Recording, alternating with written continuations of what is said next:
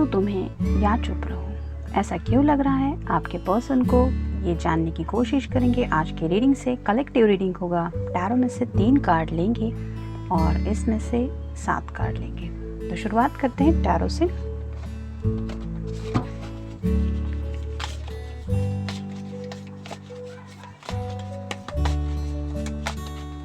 एक, 2 और ये हो गए 3। ओरेकल में से देख लेते हैं।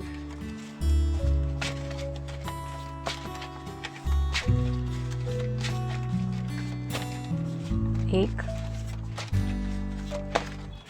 2, 3, 4, 5,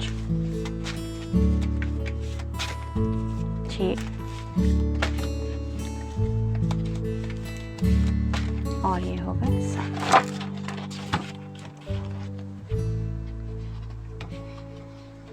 देखते कार्ड्स क्या आए हैं।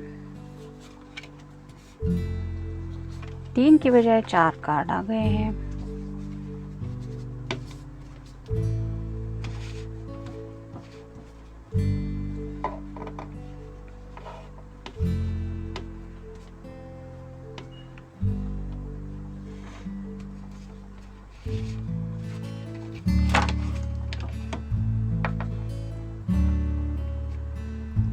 तो पहला ही जो कार्ड है वो है वर्ल्ड का।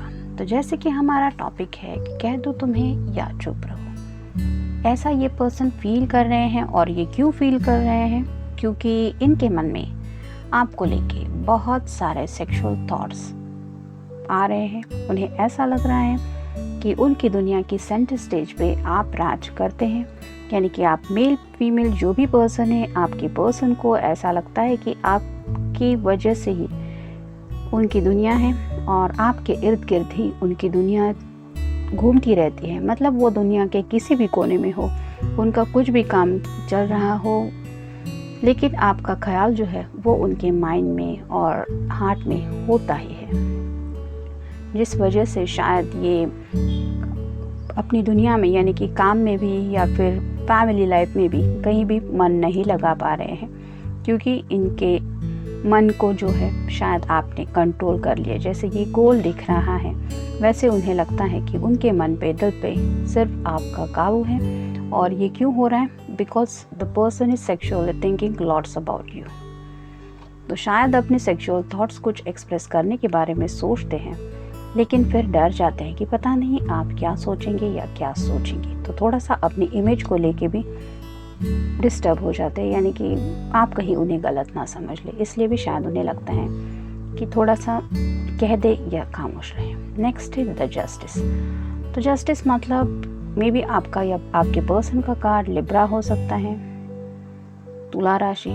तो ये पर्सन रिलेशनशिप को बैलेंस लाना चाहते हैं, और जैसे बैलेंसिंग की बात चल रही है, और अगर पहला कार्ड हमने देखा कि कुछ सेक्सुअल थॉट्स उनके माइंड में ज़्यादा आ रहे हैं, तो मे बी उस रिलेटेड बात को भी ये हो सकता है बैलेंस करना चाहते हैं। यानी कि अगर ये पर्सन आपके लिए पैशनेटली कुछ फील कर रहे हैं, उनके माइंड में कुछ सेक्सुअल बातें आती हैं आपको लेके, तो मे बी हो सकता है ये पर्सन आपसे उम्मीद कर रहे हैं कि आपकी तरफ से भी उन्हें ये ऐसा कुछ रिप्लाई मिले जिसकी वजह से वो समझ जाए कि आप भी उनके बारे में थोड़ा ऐसा इस एंगल से सोचते हैं या सोचती है। तो इस बात को लेके वो क्लियर कम्युनिकेशन करना चाहते हैं।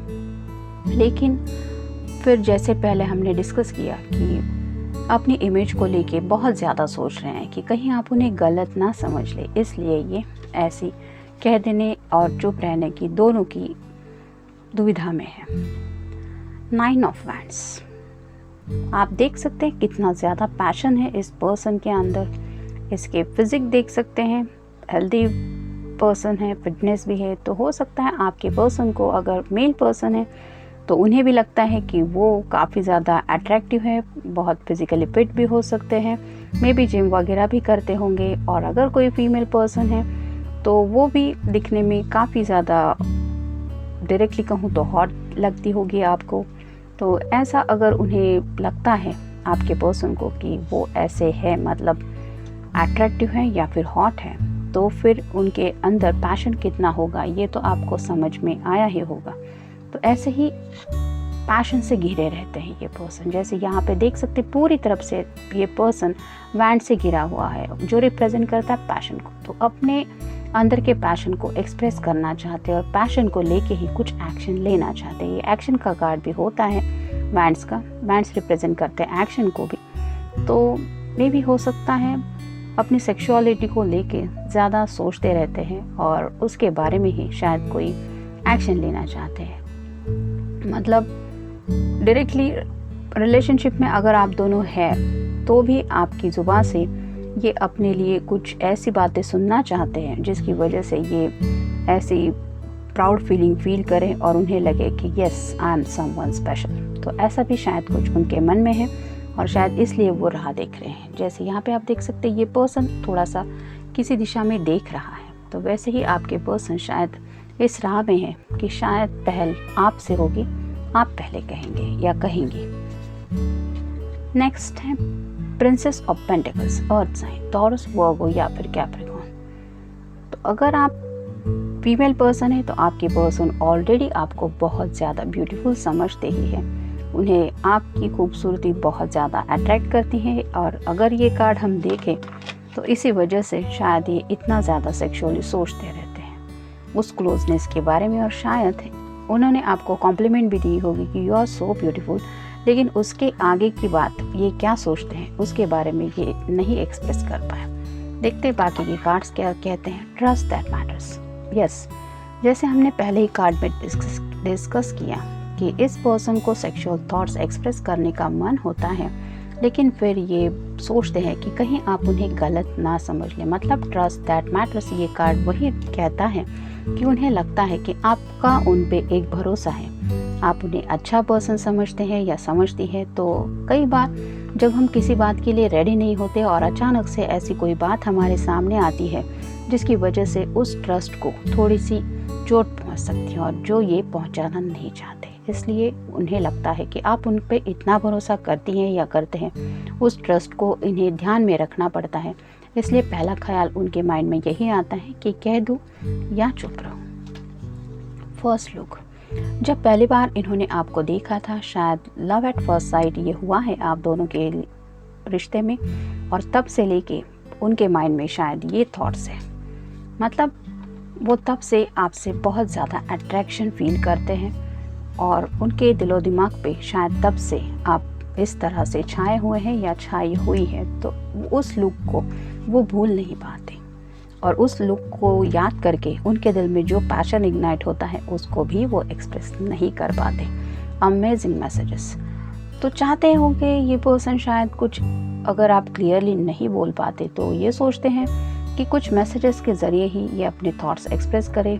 जो मैसेजेस ये अपनी तरफ से एक्सप्रेस करना चाहते हैं और ये चाहते हैं कि आपको ये एहसास हो कि वो मैसेजेस काफ़ी ज़्यादा अमेजिंग है, लेकिन फिर डरते हैं कि उनके द्वारा किए गया ये मैसेज आपको अगर अमेजिंग ना लगा, मतलब अगर उन्होंने कोई पैशनेट थॉट एक्सप्रेस किया है जिसकी वजह से आपके ट्रस्ट को चोट पहुंचेगी और आपको वो मैसेज अच्छा नहीं लगा, तो फिर क्या होगा।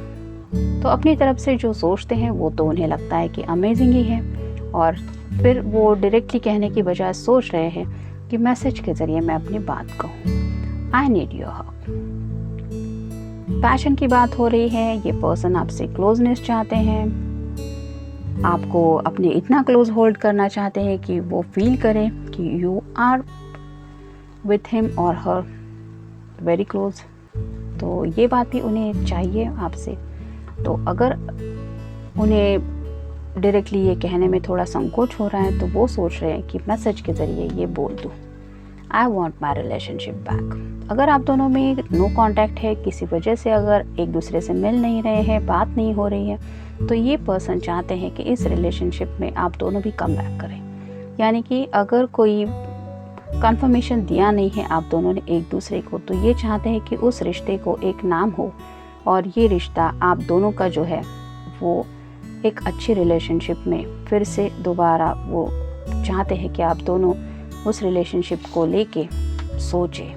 हीलिंग मे बी आप दोनों में कुछ बहस हुई है या फिर कोई छोटा मोटा झगड़ा हुआ हो सकता है, जिसकी वजह से शायद आप दोनों बात नहीं कर रहे हैं। लेकिन इस नो कांटेक्ट में भी इस पर्सन ने आपके बारे में जितना ज़्यादा सोचा है उतना ज़्यादा खुद को हीलिंग की प्रोसेस में पाया है। मतलब कहीं ना कहीं उन्हें लगता है कि आपकी वजह से काफ़ी ज़्यादा हीलिंग प्रोसेस मिली है इस पर्सन को अपनी ज़िंदगी में। हो सकता है उनके पास से रिलेटेड कुछ बातें थी जिसको भी आपने जाने अनजाने बहुत हीलिंग दिया है।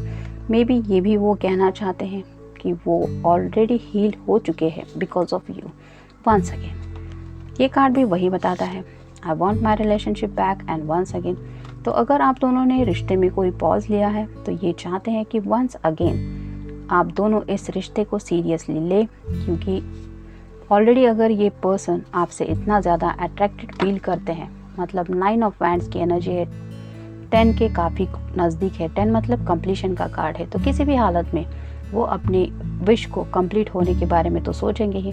तो ये अपने पैशन को लेके काफ़ी ज़्यादा सोच रहे हैं और वो पैशन सच में एक वो सपना, उनका ड्रीम कम ट्रू ये हो जाए, इसके लिए वो शायद थोड़े से रुके हुए हैं और इसीलिए चाहते हैं कि वंस अगेन आप दोनों उस रिश्ते को लेके इस तरह से सोचें कि उनका वो सपना पूरा हो और ये बात भी वो आपसे सब एक्सप्रेस कर पाए। तो ये था रीडिंग, मिलते हैं नेक्स्ट रीडिंग में।